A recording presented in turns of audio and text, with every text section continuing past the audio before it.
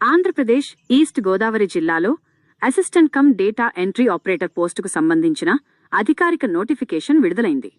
Notification number 14/2026, తేదీ ఫిబ్రవరి 20, 2026. ఈ post machine Vathsalya scheme కింద కాంట్రాక్ట్ బేసిస్లో భర్తీ చేయబడుతుంది. ఈ నోటిఫికేషన్ను జిల్లా మహిళా మరియు శిశు సంక్షేమ మరియు సాధికారత అధికారి ఈస్ట్ గోదావరి విడుదల చేశారు. పనిస్థలం రాజమహేంద్రవరం విభాగం.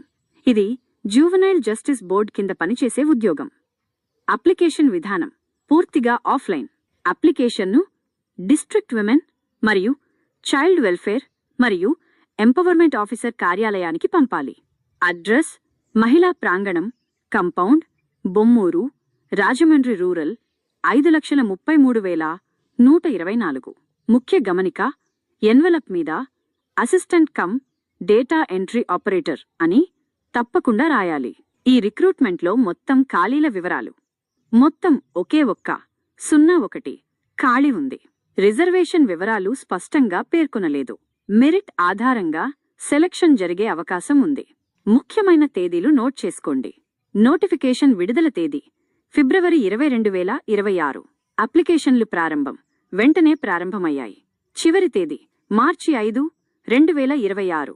ఇంటర్వ్యూ తేదీలు తరువాత తెలియజేస్తారు. కనీస వయస్సు 18 సంవత్సరాలు, గరిష్ట వయస్సు 42 సంవత్సరాలు.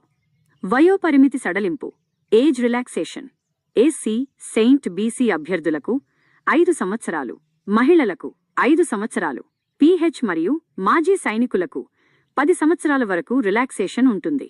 అభ్యర్థి కనీసం ఇంటర్మీడియట్ పాస్ అయి ఉండాలి. కంప్యూటర్ కోర్సు సర్టిఫికేట్ DCA లేదా PGDCA తప్పనిసరి. ఇంగ్లీష్ లేదా తెలుగు టైపింగ్ స్కిల్స్ ఉండాలి. లోకల్ అభ్యర్థులకు ప్రాధాన్యత ఉండే అవకాశం ఉంది.